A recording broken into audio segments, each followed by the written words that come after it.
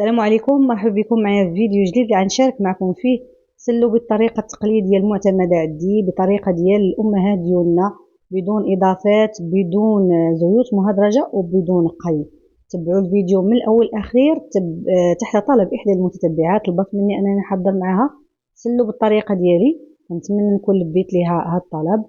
وتبعوا الفيديو من الاول لاخير باش ينجح معكم هذا السلو ويجيكم سلو ناجح 100%، وكيجي لذيذ ما تشبعوش منه. بالنسبه للمقادير، خديت هنايا كيلو ديال الججلان، غسلته نشفته وغندخلو الفران يتحمر.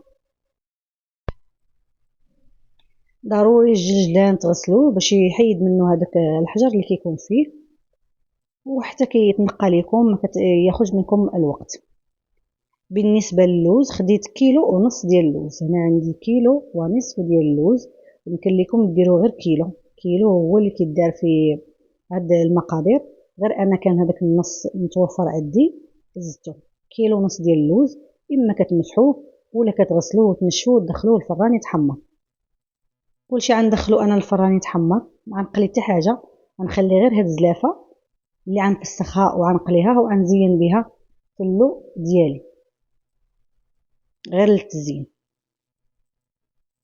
غندير طاوه، نشعل الفران وندير هاد اللوز يتحمر ليا، كنحمرو في الفران على عافيه مهيله حتى كيولي حمر من الداخل. كنهرس اللوزه كنبقاها حمر من الداخل، ما تخلوش حتى يتحرق باش ما يطلقش لكم المروره ويمشي لكم السلو ديالكم كامل.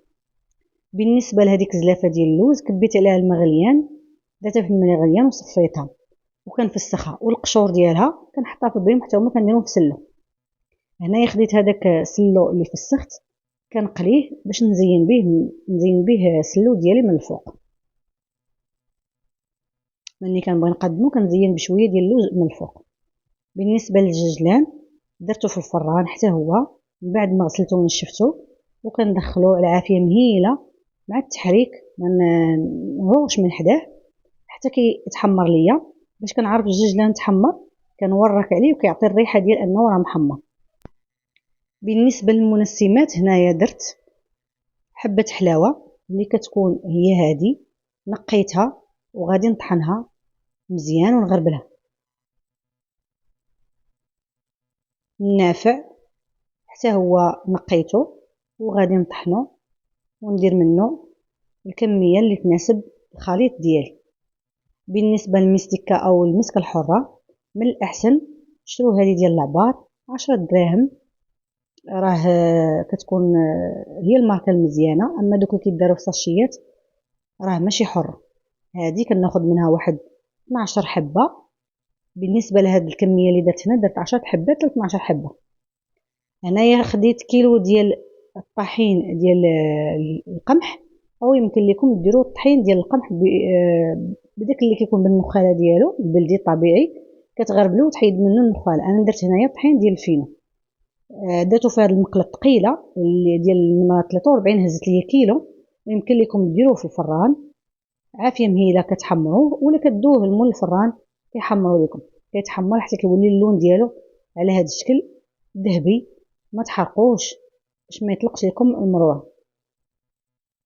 هنايا درت كيلو ديال الطحين ديال القمح الفينو، وهنا درت كيلو ديال الطحين ديال الفورس. كنغربلو وكنديرو في المقله حتى هو مع التحريك حتى كيولي اللون ديالو ذهبي. بالنسبه للعبار، درت كيلو و200 غرام في القمح وكيلو 200 غرام في الفورس، ومني كيتحمر وكتغربليه راه كيبقى لك غير كيلو. دائما وفوا العبار باش يخرج لكم كيلو. هنايا خديت كاوكاو، ما شاركتش معكم حتى هو خديته حتى هو حمرته بالقشره ديالو، فسخته في الفران. كيبقى فيه واحد شويه ديال القشور، النص طحنته مزيان والنص خليته مهرمش. بالنسبه للوز، من بعد ما تحمر طحنته غير في الهاشوار، وعرجع نطحنو لانه بان ليا باقا غليظ بزاف، ارجع نطحنو واحد شويه ونخليه مهرمش. بالنسبه للججلان، خليت تقريبا زلافه ونص صينه ما طحنتهاش، وداك الشيء المتبقي شديته وطحنته على هذا الشكل. انا طحنت غير بالهاشوار، ما طحنتش في ديك الطحانه ديال اللي كتسحق، لانني ما بغيتوش انا يخرج لي داك، بيتو يبقى شويه فيه داك كيتغزغز. بالنسبه للوز اللي قليت، خليت هاد القشره ديالو دخلتها الفران سخون تتقرمشات، وغنطحنها حتى هي ونديرها في الخليط حتى حاجه ما تضيع. بالنسبه للقرفه تكون بلديه، حبه حلاوه ونافع طحنتهم، معلقه ديال الملح والمسكه الحره حتى هي طحنتها مع شويه ديال سكر سنيده، وغندير واحد النص ديال الكوزه صغيره ما نكترش. بالنسبه للطحين هنايا من بعد ما تحمر اللون ديالو كيكون ذهبي، الفور حتى هو من يطحن يكون بحال هذا اللون، ما يتحمرش بزاف، وكنغربلو باش حيبنوا دوك الكويرات اللي كيبقاو بيضين. ملي كتغربلو وكيتحمر راه كيولي لكم كيلو كيلو. واللي بغات تزيد الكميه ديال الطحين تزيد، لانه كيجي هذا سلو مقوم وكيجي فيه القوام زوين كتير وزوين. هنايا خديت داك الكاوكاو اللي هرمشت، كاوكاو درتو البلدي ما درتش الرومي، كيعطي واحد المذاق زوين في سلو. طحنت النص ديالو مزيان والنص الاخر خليته شويه مهرمش. كنبغي انا هذا سلو والعائله ديالي كتبغي سلو ما يكونش منيل بزاف، يكون فيه شي حاجه كتندغ، ما يكونش كيتلصق في اللهات. وما كنديرش ديك الطريقه ديال انني نقلي الطحين في الزيت، ولا نجمع الزيت داك الزيت ديال اللي قليت فيه اللوز نجمع به الخليط. وما كنجمعش بالزبده، كنجمع بزيت الزيتون زوين، وما يكونش جديد، يكون قديم، لان جديد كيكون فيه واحد المذاق شويه مجهد. هنايا اللوز من بعد عاود طحنته واحد شويه وخليته شويه مهرمش. كيلو ديال اللوز، كيلو ديال الججلان، كيلو ديال الكاوكاو.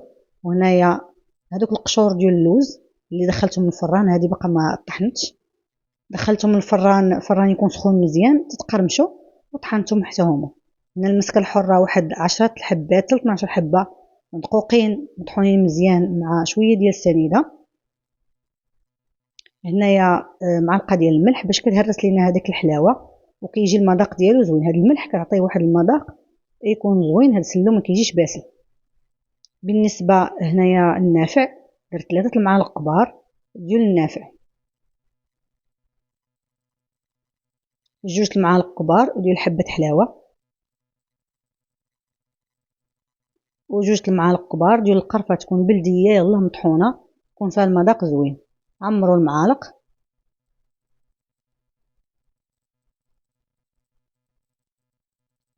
وبالنسبه للكوزه اللي بغى يديرها يديرها واللي مبغاش يديرها ما يديرهاش، ما تحكوهاش في هذه لانها كتخرجها غليظه وكيبقى داك كتغزغز في السلو. حكوها في هذاك الحكاكه الرقيقه.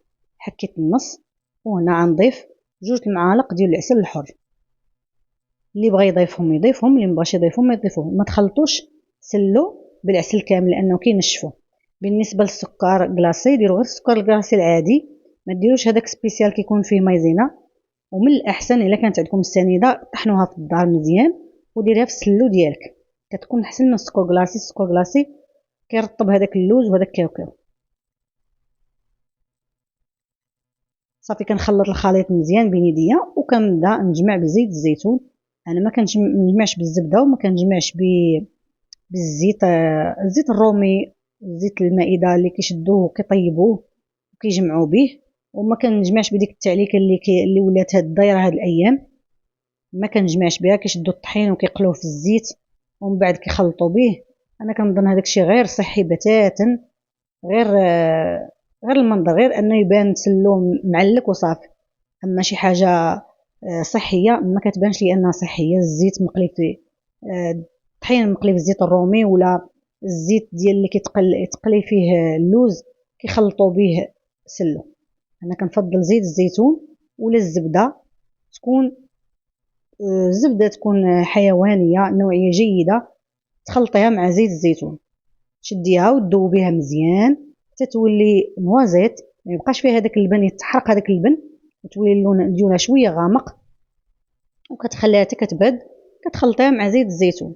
ولا كانت عندكم الماكينه كطحن مزيان وكتعلك هذا الشيء، من الاحسن النص علكوه والنص خلوه مهرمش، وراه ما يهزش لكم الزيت بزاف. انا هز ليا لتر ديال الزيت، هذا الخليط كامل هز ليا تقريبا 5 كيلو مع 6 كيلو، هز ليا لتر ديال زيت الزيتون. وبالنسبه للسكر كلاصي تقريبا عندي هذاك نص كيلو اللي كان في الميكا درت النص ديالو. كيبقى السكر حسب الاذواق، بيتيه حلو بزاف بيتيه معتدل في الحلاوه. رابعه ديال السكر كلاصي قداتني 250 غرام، قداتني في هاد السلو. باش يزيد يتعلق مزيان ويجي ننسجموا هاد العناصر غندوزو في العجانه لانها تعرق ليا مزيان. هنايا ما كنذوق وكنزيد السكر كلاصي. تقريبا زدت نص هذيك الميكا فيها نص كيلو 500 غرام، تقريبا 250 غرام حتى 300 غرام ديال السكر كتقدكم في هاد المقادير. يمكن لكم تزيدوا. بالنسبه لهذا الخليط كنخلطو مزيان وندلكو وكنحتفظ به ليله كامله. غطيته وكنحتفظ به ليله كامله حتى يدخلوا هذوك العناصر وتلقوا هذاك الرائحه ديالهم تطلق وينسجموا بين في بعضياتهم. ومع الصباح كنحل عليه وكنبدا كنذوقو. الا كان خاصو شويه النافع كنزيدو النافع، كان خاصو حبه حلاوه كنزيدو حبه حلاوه، كان خاصو القرفه كنزيدو القرفه. انا من بعد ما بات ليله كامله زدتو السكر كلاصي، بقيتو شويه مسلوس، زدتو شويه السكر كلاصي وزدتو معلقه ديال القرفه، معلقه ديال حبه حلاوه، ونص معلقه ديال النافع. هادشي اللي زدتو. وبالنسبه للزيت ما زدتوش لانه كان هو داك القوام ديالو. الزيت راه كيبقى لكم ولا الزبده كيبقى لكم نتوما الاختيار ديالكم. بيتو يجي معلك كتزيدوه، بيتو يبقى بحال هكا انا كنبغيه بحال هكا ما يجيش معلك بزاف وما يجيش ناشف. راه ملي كتجمعوه كيبان لكم معلك. هادو هما الاضافات اللي قلت لكم عاد تزيدوا من يبات 24 ساعه. زيدوا هاد العناصر لقيتوهم ناقصين ولقيتو ماشي هذيك هي المذاق اللي بغيتو كتزيدوهم وكتقدموه بالصحه والراحه. هنايا درتو في العجانه كندير بالخليط بشويه بشويه. تقريبا كل كيلو كنديرو في العجانه كتخلط ليا هاد العناصر مزيان وكنخويه في البانيو. صافي هنايا ملي تجمع وخلطوا ليا العجانه